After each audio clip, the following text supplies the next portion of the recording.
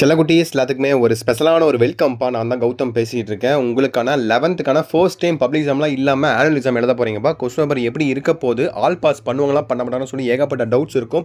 Question paper எப்படி வரப்போகுது, கஷ்டமாக வருமா இல்லை ஈஸியாக வருமா எப்படின்னு சொல்லி ஏகப்பட்ட டவுட்ஸ் உங்களுக்கு இருக்கும். கண்டிப்பாக இந்த வீடியோவில் கிளாரிஃபை பண்ணிடுறேன். ஸ்கிப் பண்ணால் ஃபுல்லாக பாருங்கள், தயவு செஞ்சு ரொம்ப யூஸ்ஃபுல்லாக இருக்கும். உங்களுக்கு தான் வீடியோ கொண்டு வந்திருக்கேன். அண்ட் லைக் பண்ணிட்டு சப்ஸ்கிரைப் பண்ணிட்டு பாருங்கள், ஓகேங்களா? இப்போ நீங்கள் எப்போ எழுதுகிற மாதிரி அதே மாதிரி தான் உங்களுக்கு கொஸ்டின் பேப்பர் வரப்போகுது. 90 மார்க் எக்ஸாம் வரப்போகுது, ஓகேங்களா? நீங்கள் எழுத்து பிள்ளை இல்லாமல் எப்பயும் போல் ஹேண்ட் ரைட்டிங் நீட்டாக எழுதுங்க. இது நார்மல் எக்ஸாம் மாதிரி கிடையாது. ஆல் பாஸ் தான். So first standard to 8th standard all pass பண்ணுவாங்க தெரியுமா, அந்த மாதிரி கிடையாதுப்பா. ஸோ ஆல் பாஸ்லாம் பண்ண மாட்டாங்க. நீங்கள் ஒன்றுமே எழுதாமல் எம்டியாக விட்டுருந்தாங்க கண்டிப்பாக ஃபெயில் பண்ண வாய்ப்புகள் இருக்குது. ஸோ நல்லா புரிஞ்சுக்கோங்க, கரெக்டாக எழுதிட்டு வாங்க. பிட் அடிக்கிறதை அவாய்ட் பண்ணிக்கோங்க. நீங்கள் பப்ளிக் எக்ஸாம் எப்படி எழுதுறீங்களோ அதே மாதிரி தான் இருக்கும். பட் என்ன உங்களுக்கு கொஸ்டின் ஆன்சர் பேப்பர்லாம் பார்த்தீங்கன்னா உங்களுக்கு ஸ்கூலுக்குள்ளேயே திருத்திடுவாங்க. அதே போல் பார்த்தீங்கன்னா உங்களுக்கு கொஸ்டின் பேப்பர் பார்த்தீங்கன்னா கவர்மெண்ட் சைடு தான் வரப்போகுது. எல்லாத்துக்கும் ஒரே மாதிரி கவர்மெண்ட் கொஸ்டின் பேப்பர் தான் வரப்போகுது. அதுவும் இல்லாமல் இன்னொரு விஷயம் இப்போ சொல்ல மறந்துட்டேன். கொஸ்டின் பேப்பர் ஆன்சர் பேப்பர் வேணால் எங்கே திருத்துவாங்கன்னு இன்னும் கரெக்டாக கன்ஃபர்மேஷன் என்ன சொல்லலை. So 11th public exam cancel பண்ணிட்டாங்க. ஸ்கூலுக்குள்ளேயே திருத்துறாங்களா இல்லை இன்டர்சேஞ்ச் பண்ணி திருத்துறாங்களான்னு சொல்லி நமக்கு எந்த வித தகவலும் இன்னும் கிடைக்கலப்பா 11th ஸ்டாண்டர்ட் பொறுத்த வரைக்கும். ஸோ அதுக்கேற்ற மாதிரி நீங்கள் கொஞ்சம் நல்லா வெல் ப்ரிப்பேர்டாக படிச்சுட்டு போங்க. படிச்சுட்டே போயிருங்கப்பா. ஸோ பார்த்து எழுதிக்கலாம், பிட் எழுதிக்கலாம் அப்படின்னு சொல்லி நினைக்காதீங்கப்பா. பிட்டு என்றைக்கும் உதவாது. படிச்சுட்டு போயிருங்க. ஓரளவுக்கு ஒரு பாஸ் ஆகிற அளவுக்கு படிச்சுட்டு போயிருங்க, ஓகேவா? ஏன்னா 11th தான் படிக்கிறீங்க.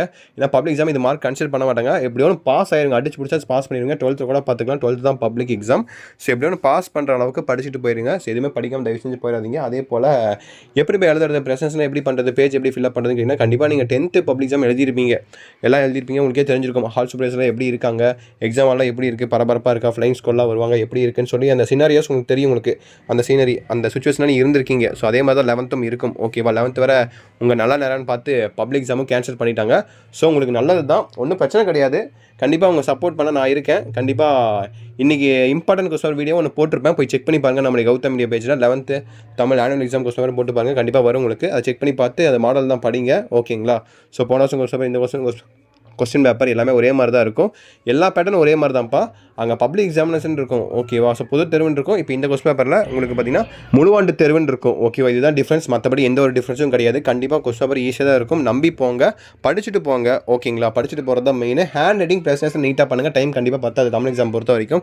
ஏன்னா எழுத வேண்டியது நிறையா இருக்குது. தமிழ் வேறு கேர்சிவ் லெட்டர்லாம் எழுத முடியாது. ஸோ ஒரு மாதிரி நிறுத்தி நிதானமாக எழுதணும். ஏன்னா தமிழில் பார்த்தீங்கன்னா கொஞ்சம் எழுத்து பிள்ளைலாம் நிறைய பேருக்கு வரும்னு நினைக்கிறேன். கண்டிப்பாக அதுக்கேற்ற மாதிரி ப்ராக்டிஸ் பண்ணிக்கோங்க. பண்ணியிருப்பீங்க ஆல்ரெடி எல்லா எக்ஸாம்ஸ்லையும். ஸோ அதுக்கேற்ற மாதிரி கரெக்டாக ப்ரெசன்டேஷன் நீட்டாக பண்ணுங்கள். கண்டிப்பாக உங்களுக்கு எக்ஸாம்ஸ் ஈஸியாக இருக்கும். நல்ல மார்க் நீங்கள் கண்டிப்பாக ஸ்கோர் பண்ணலாம்.